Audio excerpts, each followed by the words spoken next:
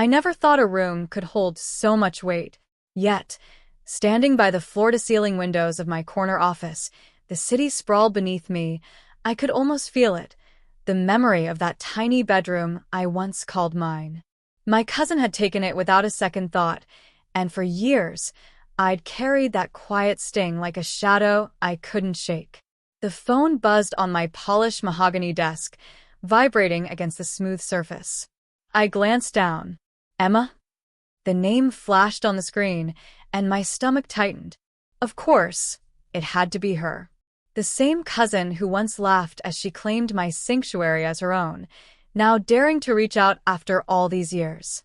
I adjusted the silk blouse I was wearing, its soft fabric brushing against my skin, grounding me. The sunlight caught the gold bracelet on my wrist, a gift from my grandmother, the one who'd always told me, "Your worth isn't in what they take, it's in what you build yourself." I breathed in the faint scent of coffee from my travel mug, trying to steady the sudden surge of emotions. Hurt, pride, irony, they all mingled, sharp and potent. And somewhere beneath it all, a quiet thrill. This time, I wasn't just standing my ground. This time, I held all the cards. I stared out at the skyline, letting the city's hum fill the spaces my words couldn't touch, and then, finally, I answered the call. I was 18, living in a cramped apartment above my aunt's bakery in Boston, clinging to the fragile idea that my space, my room, was my own. It wasn't much. A narrow bed pushed against peeling wallpaper, a small desk littered with notebooks, and a window that looked out onto the alley below. But it was mine. At least I thought it was. Then Emma arrived. She carried that careless, sparkling energy that made everyone gravitate toward her. And within hours, she had claimed my room. "It's bigger, cozier," she said, shrugging like it was nothing. I froze, gripping the edge of my desk, my knuckles white. I live here," I whispered, but she only laughed, tossing her hair and plopping onto my bed as though I didn't exist. I felt my chest tighten, a lump forming in my throat. My hands shook as I packed my few things into boxes, trying not to cry in front of her. Every corner of that room seemed to mock me now, echoing with laughter that wasn't mine. Before leaving, I paused by the old wooden dresser, tracing my grandmother's initials carved into the corner. She had given me that dresser when I was 12, telling me, "This is yours, Emma. Always remember, even when others take what you love, your life is yours to shape." Her words were a lifeline I clung to, a quiet rebellion in the face of my helplessness. I decided then. I would leave, but I wouldn't disappear. I wouldn't let her or anyone define me. That small apartment, those narrow streets, they wouldn't hold me back. I would find a way out, a way to claim something that no one could take. So I stepped into the evening, carrying nothing but a few bags, my grandmother's advice, and a seed of determination that would, years later, bloom into a life they never saw coming. Leaving Boston felt like stepping off a cliff into uncertainty, but I had my grandmother's words stitched into the lining of my heart. Your life is yours to shape. I rented a tiny studio in New York, the kind with creaking floors and a window that barely let in light. Every night, I told myself this was temporary, that the sacrifices would one day feel like victories. I found work at a small interior design firm. At first, the hours were brutal, 12-hour days, endless revisions, coffee-stained sketches spread across my desk, but I thrived in the chaos. I remember the first client who actually listened to me, who didn't dismiss my ideas because I was young or female. Her excitement was a spark that fueled late-night brainstorms and countless rejected drafts. Then came Michael, a seasoned architect who saw something in me. "You've got vision, Emma," he said one evening, leaning back in his worn leather chair, "but you need to own it." Those words cut deeper than any criticism. They carried belief. He mentored me, guiding me through client negotiations, teaching me to value my own work, and showing me that ambition was not something to apologize for. The path was far from smooth. I stumbled, lost projects, felt the sting of rejection, and wrestled with nights filled with doubt. I remember lying awake on my thin mattress, staring at the ceiling, whispering to myself, "You're not them. You're not who they want you to be. You're Emma, and you will rise. Gradually, the small wins began stacking. The first profitable project, an apartment renovation that left the client overjoyed, felt like breaking a dam inside me. My first feature in a design magazine validated years of sweat and sleepless nights. Each milestone was a quiet defiance against the cousin who'd once claimed what was mine, against the family who never believed I'd succeed. Yet I kept it all a secret. I posted polite, modest updates on social media, never revealing the magnitude of my progress. If they thought I was struggling, fine. Let them. This time, I wasn't performing for their approval. I was building a life on my own terms, in the shadows, until the day I would step into the light fully prepared. In those years, my studio apartment transformed from a bare room into a sanctuary of ambition. Sketches pinned to the walls, awards tucked discreetly on shelves, the faint aroma of paint and coffee mingling in the air. Every detail whispered a story of resilience. And deep down, I knew that one day, the world, and Emma, would see that I wasn't just surviving. I was thriving. I still remember the knock on my office door that morning.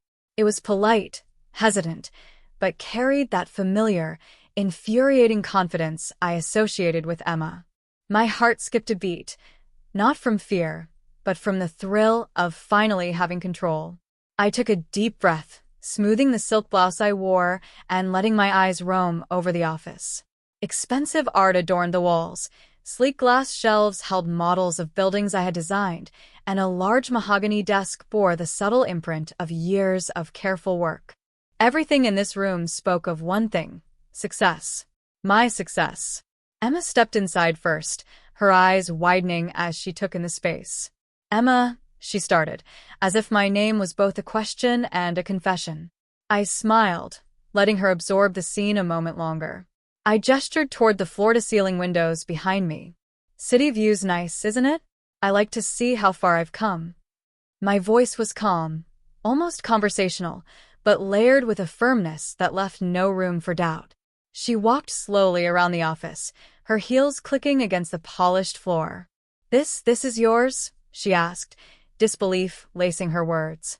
I nodded. "It is. And not just this office. The building." I let that hang for a second, the silence filling the space like a tangible weight. Her lips parted, but no words came. "Wait, you own the building," she finally whispered. I could see the gears turning in her mind, the sudden panic of realizing that the girl she once dismissed now held the power she had never imagined. "Yes," I said softly, almost gently. "And everything inside it. The projects, the clients, the design firm, all of it." I stood and walked over to a large model of a skyscraper on a nearby table. My fingers traced the intricate miniature, every detail a testament to years of sweat, failures, and victories. I started from nothing. You remember my tiny room in Boston? This is what came after. I built it myself. Emma's eyes filled with a mixture of shame and awe. I didn't know," she stammered. I shook my head, a small, ironic smile playing on my lips. "You didn't care to know. You thought taking my room mattered more than seeing me grow." Her shoulders slumped, the realization hitting harder than any words I could say. The rest of the family followed behind her, curious, some skeptical, some openly judgmental. I watched them take in the office, the artwork, the models, the subtle signs of a life crafted meticulously. Each glance, each sharp intake of breath, reminded me of how far I had come. And then I spoke, letting the weight of my own voice carry over the room. I am not the same girl who let her space be taken. I am not the one who waits for validation. I am Emma Harrison, and I built this, from the ground up, quietly, without expecting applause. And now I decide who benefits from it and who doesn't.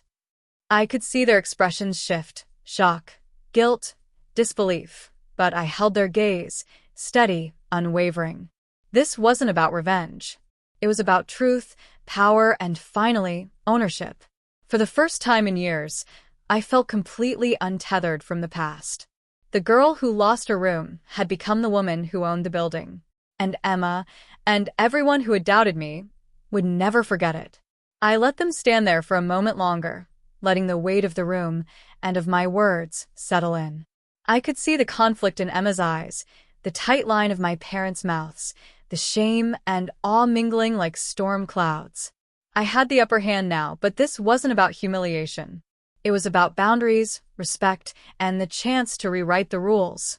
Here's the thing, I began, pacing slowly across the office, my heels clicking softly on the polished floor. You can be part of this life, but on my terms. And my terms aren't negotiable. Emma swallowed hard. Your terms? Yes, I said, letting the firmness in my voice underline the seriousness. Emma, if you want to work with me, you need to respect others' boundaries. No taking what isn't yours, no undermining people you think are weaker. You need to be honest, reliable, and willing to learn. I saw her nod slightly, the first glimmer of humility appearing. Turning to my parents, I softened just a fraction, letting empathy shine through. Mom, Dad, I know you always thought I'd struggle, thought I'd need help. But I don't. If you want to be part of this journey, you need to drop old assumptions. Support my decisions, trust my judgment, and pursue your own dreams rather than trying to control mine. I let the silence hang, giving them time to absorb it. Then I added with a hint of warmth, and to all of you, anyone who wants to be here needs to shed toxic habits, jealousy, judgment, complacency. You get a chance to grow, to be better versions of yourselves. But only if you're willing. Emma's lips trembled, but I could see the recognition of her mistakes. My parents exchanged a look. The pride they once withheld now mingled with relief that their daughter had become unstoppable without losing her humanity. I crossed to my desk and tapped my fingers on the smooth surface. This isn't punishment. It's opportunity. I built this life quietly, with patience and determination. Now you can either meet me here or step aside. I saw the shift in them, the slow bending toward accountability, the realization that my strength wasn't just about money or ownership, but about the courage to define rules and hold people to them. They understood that this power came with responsibility, and for the first time, they weren't resisting. For me, this moment wasn't just about victory over Emma or anyone else. It was about reclaiming every ounce of respect I had been denied, about turning hurt into something productive, and about showing that compassion and firmness could coexist. And as I stood there, the city skyline glinting through the windows behind me, I knew this was just the beginning, not just of my empire, but of healthier, stronger relationships built on honesty, growth, and mutual respect. Weeks passed, and the changes I had set in motion began to show. Emma approached me not as the cousin who once stole my room, but as someone willing to learn, to grow. She handled her first project under my guidance with diligence and respect, her laughter no longer a weapon but a genuine expression of joy. My parents, too, shifted. They started to pursue their own passions. Mom took up painting, Dad volunteered at the local community center, and I watched them rediscover parts of themselves they had long neglected. I realized then that my grandmother had been right. Success isn't just about achieving your dreams, it's about giving others the space to pursue theirs, too. One evening, after a long day of meetings and client reviews, I stood in my office, fingers brushing against the initials carved into the old wooden dresser I had brought from Boston. The same dresser that had survived Emma's intrusion, the same words my grandmother had whispered into my ear so many years ago. Your life is yours to shape. The object that once symbolized what I had lost now felt like a talisman of everything I had built. I smiled, thinking about the girl I had been, the one who packed up her life in heartbreak, trembling and uncertain, and the woman I had become. Strength and resilience had replaced fear. Independence had replaced dependence. And the relationships I now valued were those rooted in respect, honesty, and growth. As I gazed out at the city skyline, bathed in the warm glow of sunset, I felt a quiet satisfaction. Not the pride that comes from showing off, but the deeper contentment of knowing I had shaped my life on my own terms. I picked up my coffee mug, inhaling the familiar aroma, and whispered to myself, as if passing the wisdom forward, no one can take what's truly yours, because you built it, you earned it, and you own it. And in that moment I knew it was true. The girl who lost her room had become the woman who owned the building. And nothing, not resentment, not doubt, not anyone else, could ever take that away.